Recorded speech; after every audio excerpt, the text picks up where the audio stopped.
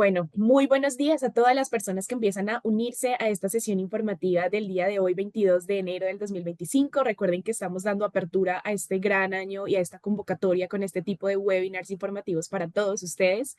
Muchísimo gusto, mi nombre es Karen Martínez, hago parte del equipo de Consejería Académica y Relaciones Internacionales en Colfuturo y al día de hoy estamos con la Universidad de Essex. Les explicaré un poquito el formato del presente webinar. Entonces, en la primera parte vamos a tener a Matthew Gillette, quien estará realizando un Masterclass titulado Implementing Human Rights Through the United Nations. Y adicionalmente, en la segunda parte de esta sesión nos acompañará también Emma Burgess. Ella es representante de esta institución y nos va a hablar también de una gran variedad de temas supremamente importantes relacionados con oferta académica, opciones de financiación, el convenio que tenemos particularmente con esta universidad, que básicamente establece y se caracteriza por ofrecer una beca del 100% en el valor de la matrícula para un beneficiario de Colfuturo en un programa de maestría y asimismo ofrece un descuento del 25% en el valor de la matrícula para todos los beneficiarios de Colfuturo, haciendo una excepción muy importante y es de los estudiantes en East 15 Acting School. Entonces, quiero recordarle a todos, este es el momento ideal para que ustedes empiecen a planear este proyecto académico. Los invitamos a dejar cualquier pregunta, cualquier inquietud en el cajón de Q&A que lo vamos a estar revisando más adelante y responderemos a cada una de sus preguntas. Así que, Matthew, Emma, thank you so much for being here. We are so happy to have you here today with us. So you can go ahead and start your presentation. Great. Gracias. Thank you, Karen. And thank you to your colleagues and to everyone from English. If you have questions and if you want me to explain something in Spanish, también puedo probar. I can try as well. But for now, I'll stick to English and see how that goes. So the topic, as mentioned for today's masterclass, is implementing human rights, particularly through the United Nations. And I think it's a topic that is as current as ever, particularly because around the world, in different places, in Ukraine, in Gaza, and various other contexts around the world, we are seeing that human rights are being front and center of international discussions, both politically and legally.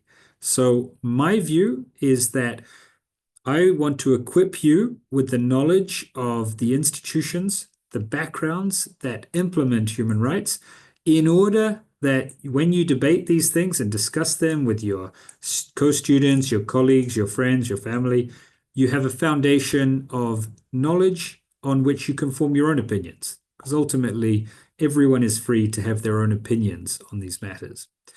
In order to do so, I'm going to share some slides, and again, if there are questions, please do not hesitate to ask. So at the outset, human rights don't mean much if there is no implementation. They have to be put into effect on the ground in order to improve the lives of citizens of all the countries of the world. And one of my activities as a UN expert on human rights, so that's actually my role with the UN, which is additional to my role as a senior lecturer at Essex Law School. And so through this role with the UN, I carry out missions such as the one that you see here. That's me in the brown pants with a delegation of United Nations officials. So my fellow expert is Ghana, who you can see with the, she's quite tall with the blonde hair. And then we have a couple of interpreters and the lady in the middle with the sort of darker blue robes. She's actually a warden of, this is a women's prison in Mexico City, in Mexico. And she was guiding us around so that we could talk to detainees, inmates, we could talk to officials, and we could visually look at the facilities, the buildings, the cells, the equipment, and assess whether or not it was human rights compliant and the treatment of the detainees is human rights compliant. And that's an example of human rights in effect, in action. Where we find areas to improve, we will highlight those through our reports, written and also verbally. And in many cases, not always, unfortunately, but in many cases, you can actually see conditions do improve. And for instance, in Mexico, the working group on arbitrary detention had been there 20 years earlier. And this time, 20 years later, we found several very significant improvements in many respects. We unfortunately also found some continuing areas of problems, of violations of human rights. And so with those, we reported on them, and we continued to work together with authorities and NGOs, civil society, to try and improve compliance with those human rights. So that's a typical example of the UN in effect. But let's look at some of the structures and some of the theory as to what it is that we're actually applying. So in the first place, if I scroll forward, you might ask, okay, what are human rights in the first place? And that's a good question. First and foremost, it bears recalling that human rights are matters that are owed by governments to populations, to individual citizens such as yourselves. They are not owed by, for instance, a private citizen to another private citizen, as far as international human rights law is concerned. So you can't turn around to your classmate and say, hey, you have violated my human right to, I don't know, health or food if you've stolen my sandwich. That's not really a human rights situation. Instead, it's where the government has obligations. So, for instance, to respect your private family life, to respect your liberty, to respect your right to life. There's quite a range of rights. And the government fails to do so, that you could look for a UN entity to try and bring a complaint to. So in that respect, we have right holders, such as yourselves, as individuals who claim their rights at the bottom of the circle from duty bearers, which are effectively states and state authorities, which in turn seek to fulfill their obligations back around the circle towards the right holders. It sounds simple in theory, and in practice, sometimes more complicated. If we look at the institutions that are responsible for implementing these human rights, you'll see that across these three columns, we have the United Nations institutions, we have the regional institutions, and domestic, national institutions. You're most likely to come across the domestic ones, the police, for instance, the judiciary in your everyday life. But if you could not, for instance, get a remedy, a resolution to your case at the domestic level, you might choose to escalate it up to regional level. So, for instance, Colombia, you might bring a case to the Inter-American Court on Human Rights. You might also, or instead, choose to go to the United Nations bodies that deal with human rights. And what I'm going to do in the preceding slides is look at some examples of human rights bodies within the UN that have this responsibility. The Security Council of the United Nations is the highest body responsible for peace and security. What you'll find is that the Security Council increasingly does address human rights matters, but it's really doing so at the level of the state. It's really doing so in large-scale cases, typically cases linked to war, conflict, negotiations. It's unlikely that the Security Council would involve itself in a human rights case concerning one single individual, for example, or even one family. It's very unlikely. It's not impossible, but typically that wouldn't be the matter that they deal with. We then have the General Assembly, and the General Assembly includes all UN states, so 193, I believe it is, states.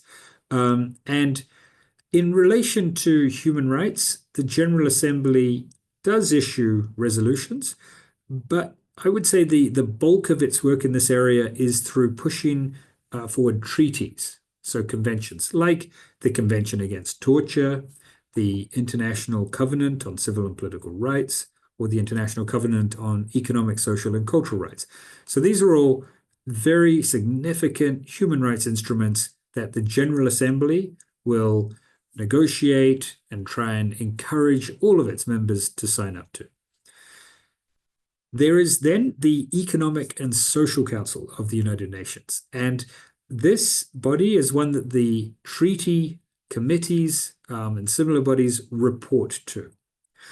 If we move forward, we can see examples of some of the treaty bodies, and it can be a little bit of a alphabet soup, a lot of acronyms here. But if we look on the far left, we have, for instance, the Human Rights Committee of the International Covenant on Civil and Political Rights.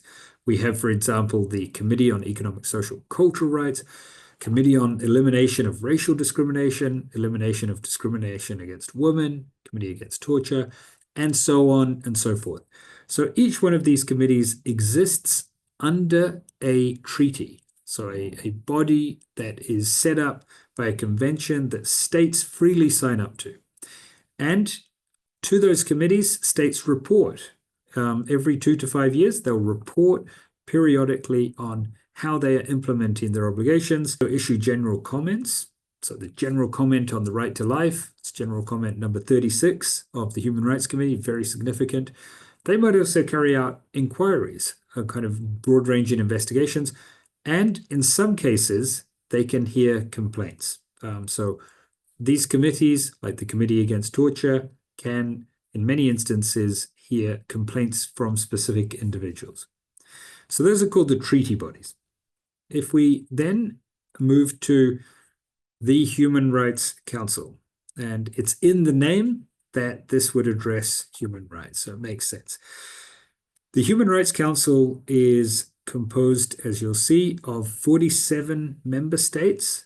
They're distributed regionally, so there's supposed to be a equitable geographic balance. So you have states from the Latin American region, the African region, Eastern Europe, and, for instance, Western Europe and others.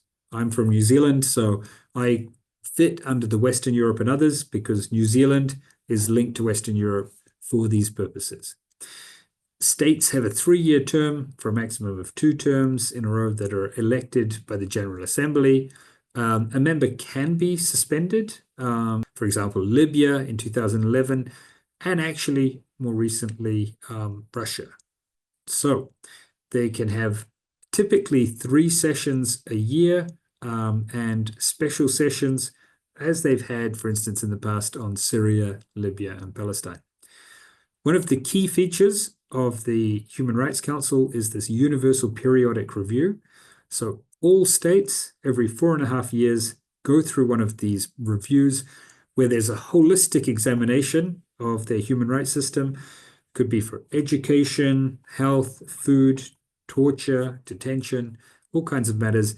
And the state itself will provide information, the UN will compile information, and NGOs, non-governmental organizations, will provide detailed information, asking questions, and in many cases challenging the state and arguing that it's not living up to its human rights obligations.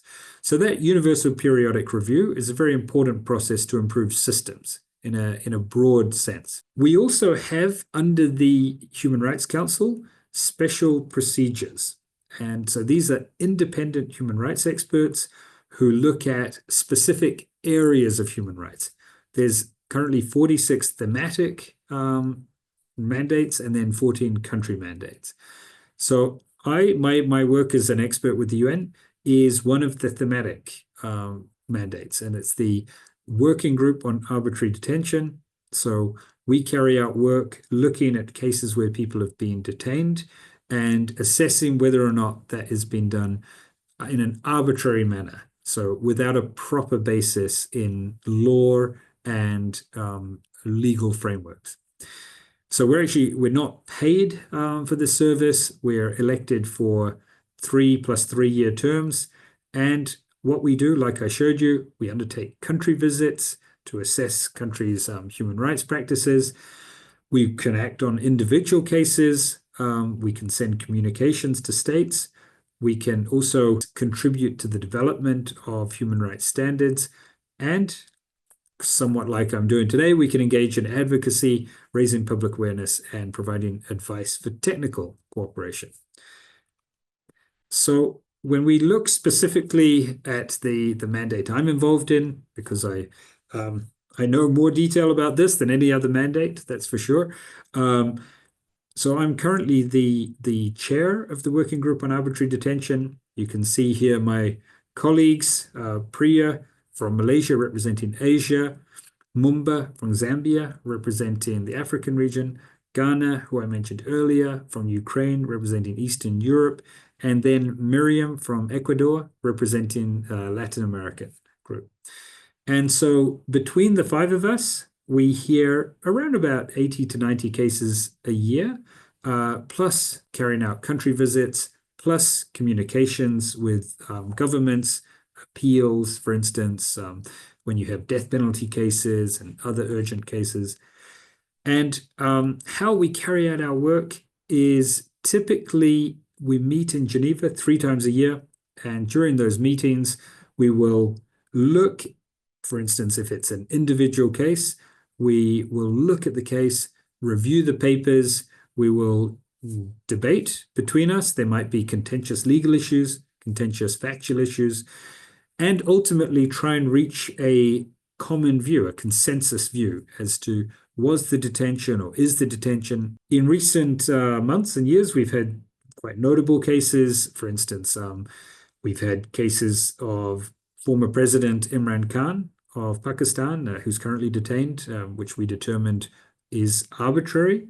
We have the president of, we have the President Bassoum of Niger, who has been detained together with his wife. And so that's a recent case that's come before us. And we've had a range of other cases, including ones from Guantanamo Bay in the US detention center there, where we found persons to have been tortured and arbitrarily detained. Many cases from Latin America, including many cases from, for instance, Mexico, Venezuela, some cases from Colombia even, and cases from Asia, Western Europe, other parts of the world. So this work certainly can be challenging, can be difficult, does require a lot of dedication, but it's also quite fascinating. And whilst we don't receive 100%, let's say, agreement with our determinations and our decisions, so states don't automatically release the people if we determine that they should be released. In a significant number of cases, we do actually see releases. So last year, for instance, I reported to the Human Rights Council that we had 39 releases. It's not an exact measure in terms of percentage-wise because they weren't all cases from the preceding year. But if you think that of about 90 cases, it could equate to a sort of 40%-ish ratio, which was very good for us. That was really quite a record level of releases of persons arbitrarily detained. So that's one of the key aims that we seek, is that where people are arbitrarily detained, that they are released. Obviously, some people have to be detained if they've committed serious violent crimes, if they pose an extreme threat, a real threat to society, then there are bases for detention. But unfortunately, in many cases, people are detained without such basis and without good reason. And so in those cases, we are pushing towards having them released so that their human rights are respected and so that they're not vulnerable to further crimes, enforced disappearance, torture, and even murder. This is an example of a typical type of opinion that we would issue. And so this one in particular was concerning the detention of a Palestinian male, quite young man, by Israel. And we determined that he was detained. He was detained in an administrative type of setting, so he wasn't actually charged with a crime. And we found that based on the information we had, there wasn't a sufficient basis for him to be detained and that he should be, in fact, released. We will also, during our country visits, document both good and bad practices. So you see here, this is a mission I took with a former member of the group to Mongolia back in 2022. And there you can see on the left, we're actually at a police station.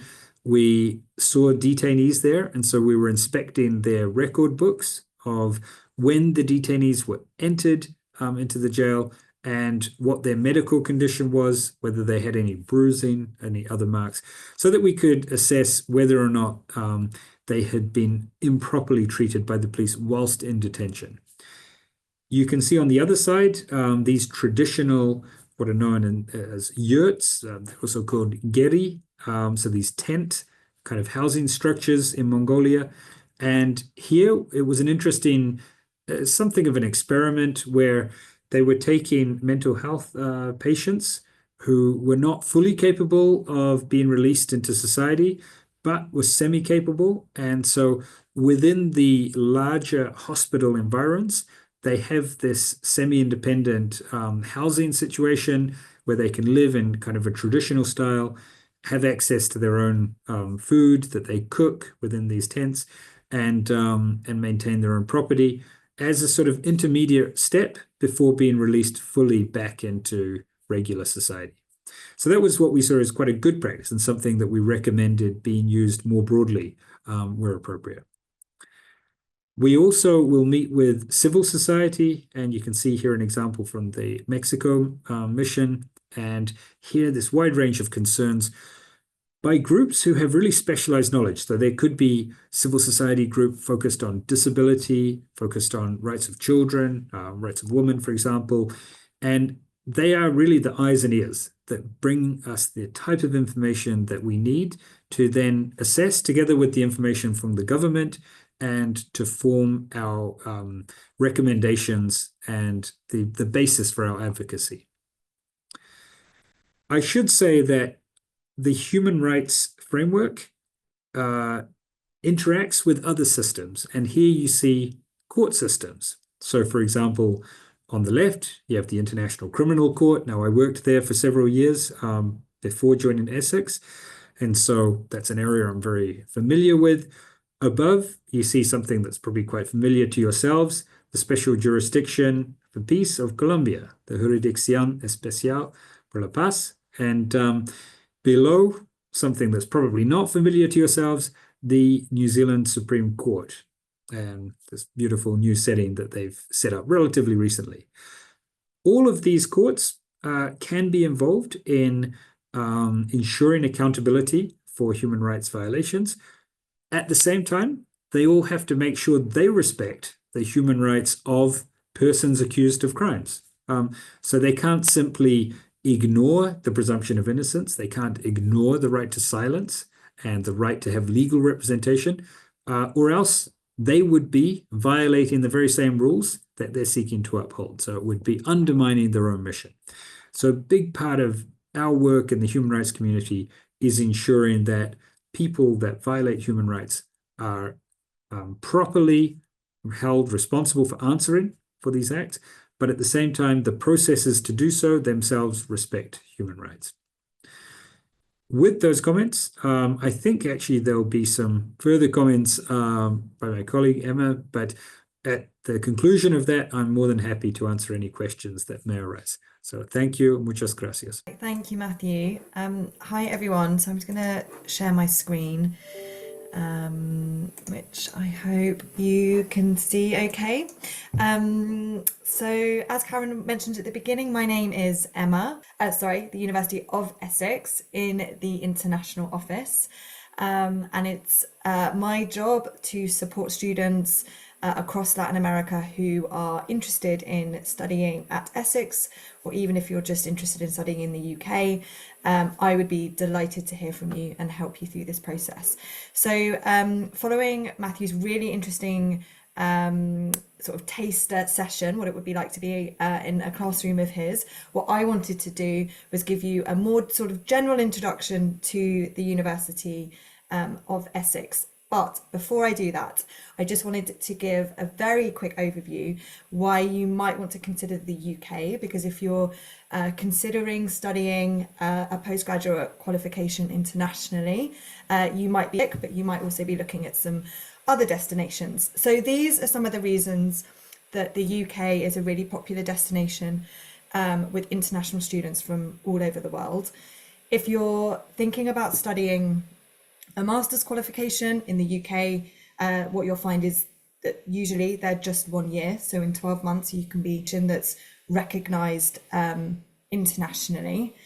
We have a global reputation, not just for the quality of our teaching, but the quality of our research as well, which means that we attract world-leading academics to come and carry out research and teach their areas of expertise at our institutions. Support, and actually student support and employability are two areas that universities, especially because we do have a high proportion of international students studying at our universities, we want to make sure that they feel supported both academically but also with their sort of more general health and well-being.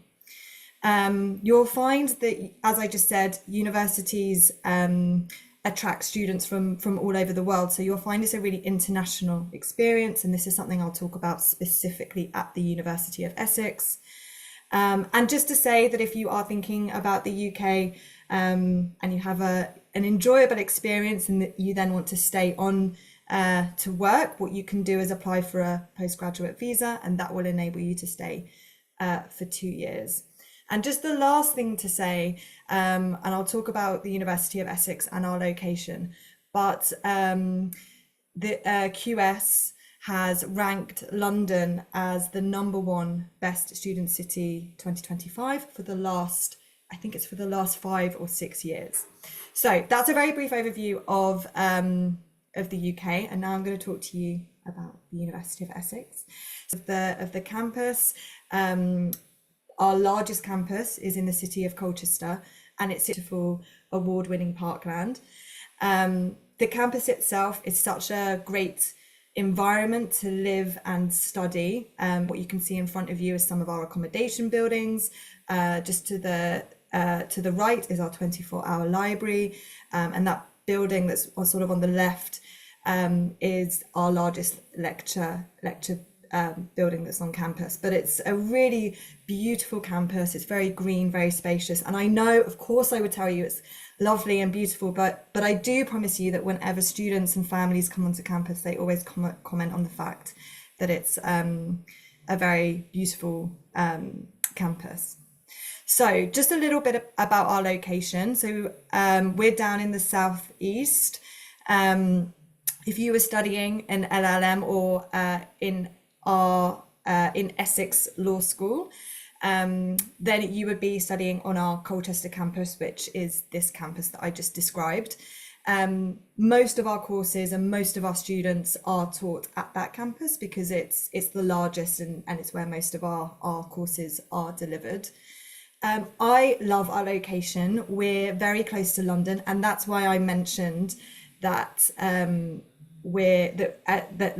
how great it is that London is considered one of the best student cities, because in my opinion, we are the perfect distance to London.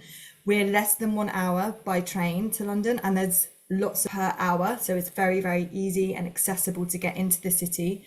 But what you notice is that there's a considerable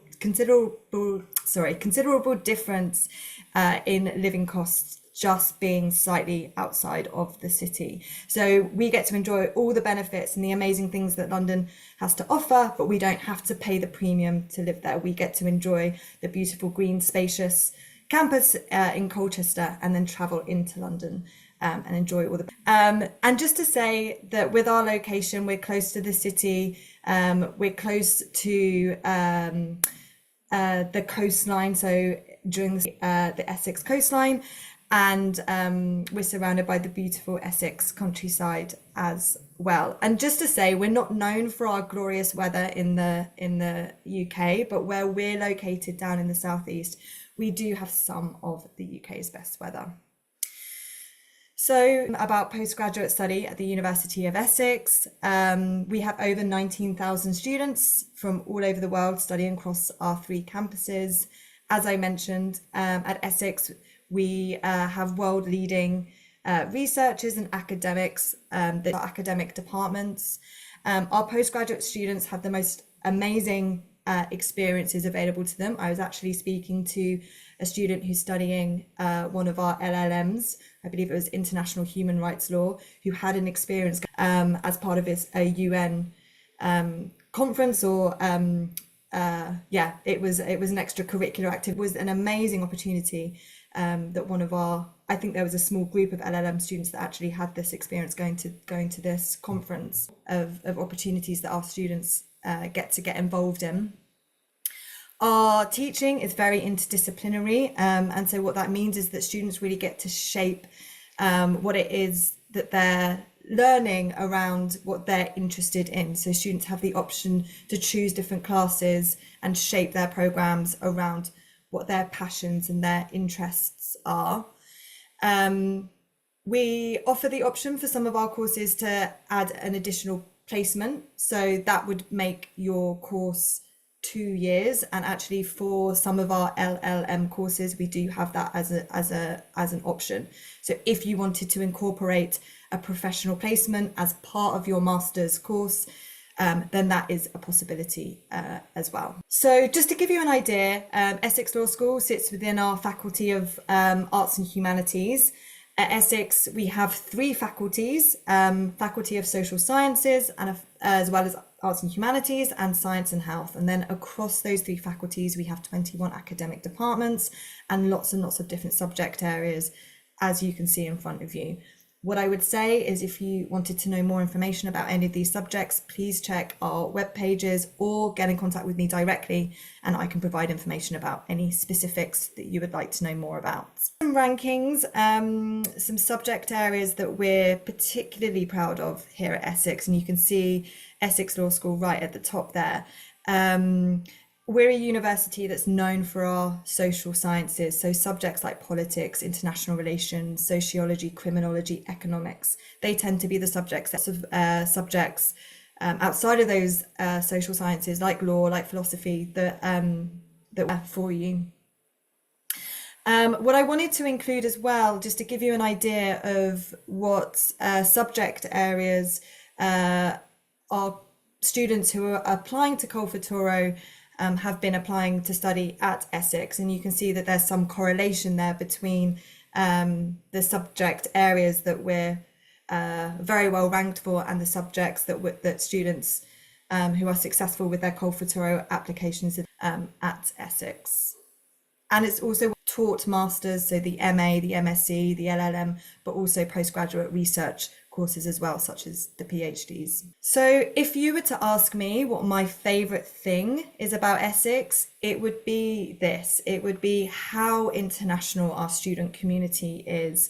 We're incredibly proud of the fact that we're ranked so highly for our international outlook. It's not just our students, it's our staff as well, who are based in Essex at the university from all over the world. It's also reflected the international outlook too. I think that studying at a university that places such an importance on its international outlook, and the fact that you get to study with students from all over the world, really adds value to your international experience. What that means is, when you come to a classroom like the University of Essex and you're studying with other students who are from a completely different part of the world, who may have a completely different experience and background to what you have, that in itself is a really valuable learning experience, and you get to learn from one another as well. And that's before your academic has even taught you anything or shared anything with you about their research. So you start being able to build your global sort of networks right from the very beginning, almost outside of the world. So it really is a very international, welcoming, inclusive community, and you feel that when you're on campus and you're hearing different accents and different languages. It really, you really are able to feel like the world is in one place at the university. With us, then we would want and expect your priorities to be your studies, and to put as much effort as you can into the course that you're applying to study.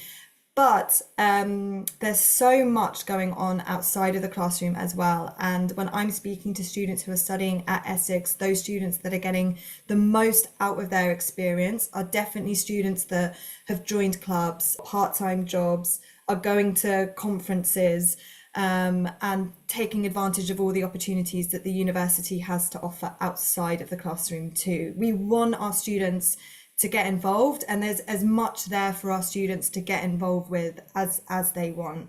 As I said, and as I would describe the campus, it is there's so much going on, and it has a really great energy and vibrancy. Our Students' Union does an amazing job at organising activities and events for students throughout the year. So there's so much for students to be getting involved with, and as much as you would want to be.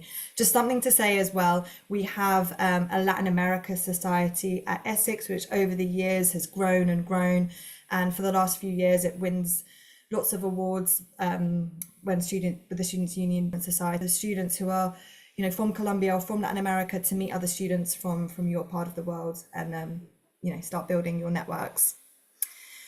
So in terms of our accommodation, if you're studying at Essex, then we guarantee you housing for the full duration of that master's. We have different options depending on what your preferences are. We keep our graduate students with graduates as well, so don't worry, we wouldn't be putting you with a student high school. We have dedicated housing for postgraduate students. And yeah, there's different options depending on your budget, depending on how many people you'd like to be living with, depending on if you're happy to have shared bathroom facilities, or you'd rather pay a bit more and have your own private bathroom. There's different options there for you. But the great thing by living on campus is that everything is so accessible within walking distance.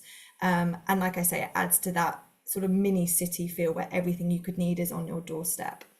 We also include a gym contract. Likes to keep fit and active and play sports, then you do get access to our gym, which is located on the. So again, this is an area at Essex which we place lots of importance on. We do understand that if you're coming to study in the UK and make that investment in yourself, then you want to see a return on that. And we have dedicated careers teams to support students at university, but also this support doesn't just stop once you've graduated. We provide a careers service and careers support for life for students. So once you've graduated, that supports beyond studying with us. And again, there's so many different ways that you can learn new skills, improve your employability, depending on what it is that you want to get out of your experience studying at Essex. So as an international student, you can work whilst you study. Your visa will permit you to work up to 20 hours and work off campus. There aren't too many restrictions in terms of what you do. And there's lots of opportunities provided by the university for students to work part-time, which makes it very easy for students to fit any part-time work around their studies. If you wanted to learn a new language, there's data science courses which are designed for students who are not studying data science but want to get skills in this area, as it's increasingly important to have skills in data science. And then, as you can see, there are volunteering opportunities. If you wanted to get involved with the law clinic or the human rights clinic, for example, there are those opportunities for students. And then if you are entrepreneurial, if you want to start your own business, you don't have to be studying business. You just might have an idea of a concept and you want to start it, to build a business plan. Then we have Essex startups, and you can bid for money and pitch your ideas and then get support with that. and be awarded some funding. So there's so many different ways that we can support you, help build your skills so that you can get the most out of your experience whilst you're studying. So on to some of the sort of logistics if you are thinking about applying to study at the university. Applications are open for October 2025 entry, and it's a direct application to the university. There's no fee to apply. It doesn't cost anything to submit an application, and you can choose up to 3 courses in one application. So if there were, for example, a couple of different LLMs that you're interested in, then you can choose up to more than one course in your application. So it's a fairly simple process to submit the application. You can then track the progress using your My Essex applicant portal. Our admissions teams are it's a rolling applications process, so most students tend to hear within 2 to 3 weeks of submitting an application. So the application, the documents that you need to provide do sometimes vary depending on the course that you're applying to study. This information should be fairly clear online. There's a link just on the on your screen in front of you, which I can also put in the chat. But what I would say is check what information is required on that page. But if there's anything that you submit or anything that is missing from your application that we need from you, our admissions team will just request that retrospectively. So if there was a resume or a CV that's required, for example, we'll just ask for that retrospectively. So don't worry too much if there's anything that's missing. Likewise, if you want to submit your application but you haven't taken an English language test, then you can always provide that at a later stage. We can make an offer that is conditional on the basis that you provide us with the information that we need. Please, the information that you can see in front of you is true. It's a really important thing to note, just in case you were thinking about applying maybe in 1 year, ever so slightly each academic year. So just to be aware that these are the fees for 2025 entry. So with our agreement with COLFUTURO, Essex awards an automatic 25% tuition for application for that discount. For that amount, we will deduct that amount. Plus, we award 100% full tuition fee waiver. So for funding with COLFUTURO, they are awarded a one. Pleased to be able to offer this to students from Columbia. And just to say, just in case anyone is interested in Essex and acting school, this department, the discount. So you can't get either of those discounts if you're applying to East 15.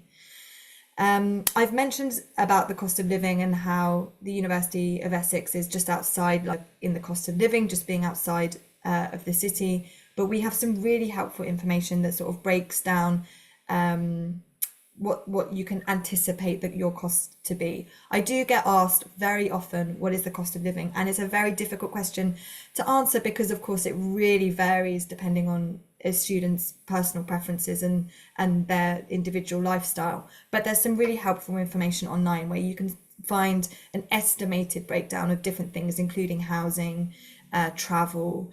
So yeah, there's some helpful information there that we've published online. And then in courses or above from your undergraduate degree in Columbia, and just to be aware that some courses, they do have higher entry specific criteria, including subject or module specific requirements. So this information should be fairly clear on our course web pages, but if it's not, or if you need more information, please just reach out to me directly, and I can clarify anything that's not clear. And then we have our English language requirements as well. Most courses would, the most common, but there are a few other English language tests that we can accept. So again, the minimum requirement does vary depending on the course, and this should be fairly clear on our course web pages. So that was a very brief run through and introduction to the university, which I hope was interesting. And of course, yeah, Matthew and I would love to answer any questions that you've got. And also just to say, my contact information is on the screen. So if you wanted to reach out to me directly. Matthew and Emma, thank you very much. Matthew, thank you for this wonderful and unique opportunity to know a little bit more about human rights at the UN. And Emma, I'm quite sure your information will be useful for those who want to study there. We have some questions through our social media, and this is for Emma. What is the ideal student that Essex is looking for? Good question. I think, as I said, I think the students who are having, the most positive experience studying at Essex are those students that really just get involved with all of the opportunities available to them. So as I mentioned, to Geneva, I've worked very closely with students from Mexico and Colombia, and another student from Brazil, actually, who have all been in my office as an internship or part-time job. And they've all had very positive experience studying at Essex because they've seized all the opportunities and they've said yes to all of the extracurricular activities that have been offered to them. And I think students that like to get involved, that have opinions, that like to challenge what they're told, are those students that get the most out of sort of a classroom experience as well, I would say. So yeah, Matthew, I don't know if you would want to add to that. You might have some ideas as well. Yeah, thanks, and good question. I think the primary factor I'd be interested in is the motivation. What are they motivated to look at? And it could be that they've got a very public interest motivation. That's great if they want to improve lives around them. Could be they're very fascinated by a commercial area. As long as they're passionate about what they want to look at and that comes through, I'm thinking of applications. If that passion comes through, that's going to be really convincing. And then one aspect, and I talk to my students, I actually take a group of students to Geneva each year to meet with human rights experts. So it may or may not have been the same trip, but I know that some other students go in different capacities. And one thing we try and do with the students is we'll talk about the substance and the theory, and that's great, and we enjoy that, but also think ahead, think in advance. If you want to go and work in the United Nations, if you want to go and work at the International Criminal Court, what are some of the attributes that they'll be interested in? And I'll convey from my experience, looking through a lot of job applications when I was there and reviewing applicants, how it, of course, expertise are important, but generally communication skills, teamwork skills, organizational leadership, those things. You might have done a job that's completely different substantively, but if you had to exhibit that teamwork and playing an important role in a bigger organization and you can explain that, then that's really important. So we try and work on some of those skills at the same time. But yeah, thank you. Well, thank you both. We have another question. This is for Matthew. And what do you feel to be working or like to know that you are supporting and protecting human rights at the UN, of course? What do you feel it is? I don't know, what kind of satisfaction you have? I think it's mixed, and it can be very satisfying. So I don't want to put anybody off, but you also feel a lot of responsibility. I get emails constantly, particularly now that I've been elected chair of the working group. And so people will reach out directly to me and say my uncle or my mother or a family member has been detained. The authorities won't let us even meet them. We're worried about their health. We want them to have food or medicine, or maybe they're diabetic or some condition. And so these really difficult circumstances. And of course, you try and do what you can. At the same time, we have a process in the UN. So I have to balance trying to see if there's some immediate way to help, which may or may not be possible, or making sure they're aware of the more regular processes that they can follow so that we can raise these allegations with the government and try and question the government, what's going on, what's happening here, and remind the government that there is a spotlight that can be shone onto these things. So you do feel a lot of responsibility. I would say intellectually, it's fascinating. I have to admit, it really, when you go and you work on a specific case, it immediately sparks many ideas about, oh, I'd like to research and read about what other people have written on this issue and write articles and publish myself on the topic. The only thing there's not enough of is time. Matthew, you mentioned that some attributes are needed to work at the UN. What do you think are those characteristics? What a person need to be there and work with the UN? Yeah, I think reliability. So it might sound basic, but turning up. So being available. I mean, whether that's virtual or in person, being there to actually do the work. And if you say that you're going to carry out a task, actually carrying it out. That's actually more important than necessarily the quality, because as long as the person's made a good faith effort, then as a supervisor or reviewer, I can see if there are areas to tighten and fix up, no problem. And we can work together to improve their skills. So reliability is critical. And I would say that in a more specific context, languages, that's really important. Spanish is a extremely widely used language these days. So English obviously is because of business, etc. For better or for worse, it just is a very widely used. French is the traditional language of diplomacy, so that helps a lot, and it's helped me working in French. Spanish, increasingly prevalent in many circumstances. If you happen to know another language, well, if it's Russian, Arabic, Chinese, Mandarin, for example, or a more smaller language, that can be very relevant.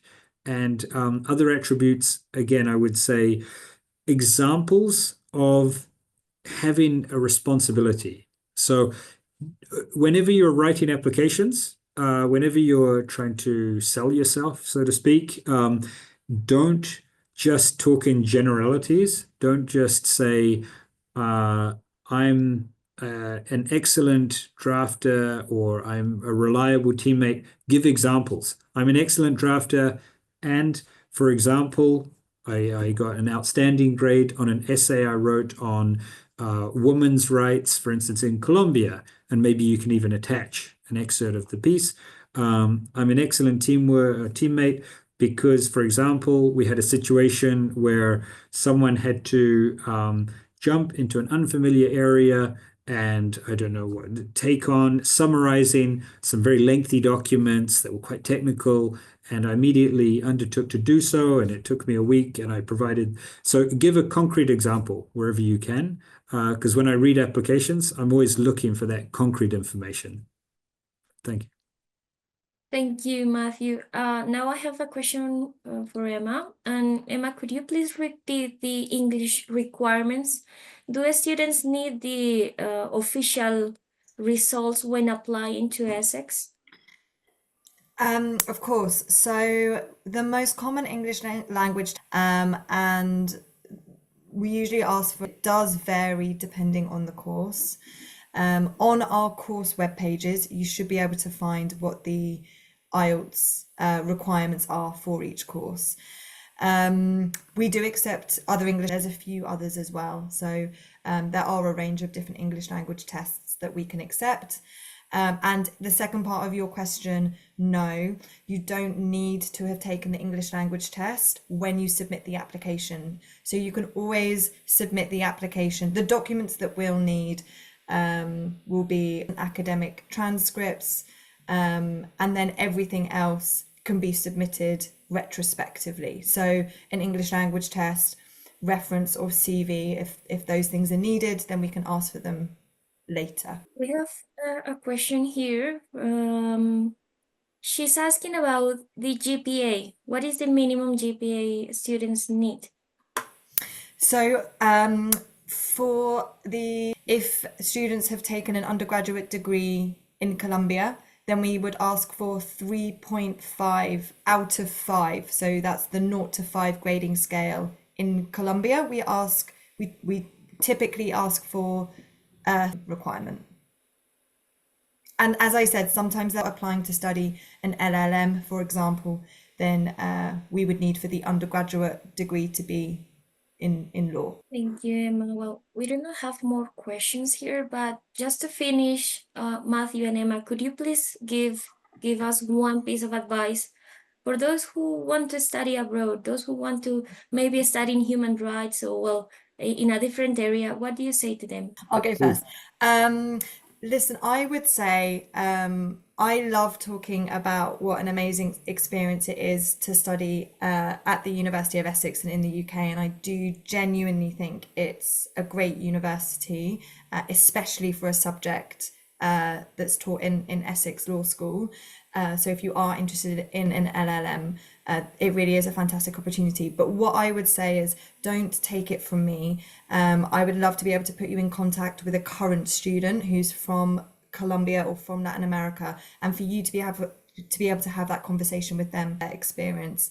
Because studying at the university, it is so much about the experience of living on campus and studying sort of outside of the classroom as well. So I would love to be able to put you in contact. So that's my advice. My advice would be to try and get in contact with a current student and speak with them. But also I would say absolutely and to echo Emma's comments, I actually had a Colombian student we have a special group who work on matters related to arbitrary detention as well. And Maria, and she had a fantastic contribution and studied the special research on detention of persons in Colombian airports. So when they arrive and they're sort of detained in these spaces, it was quite unique and really interesting. And she presented that research to UN special rapporteurs, multiple rapporteurs actually in Geneva when she came, and they were all really impressed with the quality of the research. So what I would advise is ask questions. So ask questions when you're thinking of where to apply, and once you have successfully applied, when you're coming to class. I love it when students ask questions. Sometimes they're difficult, sometimes they're very controversial. That's fine. This is the place to ask questions and enjoy, and because usually the questions will provoke discussion, and that's great because that's when you're really learning. So I enjoy that in any context, and I've enjoyed the questions that have been posed here today. They're coming from a range of different areas. I did see there was one more written. I think it's about sending the link to the presentation. Emma's contact. Your email, Emma. Could you share it? Yeah, of course. I can type it as a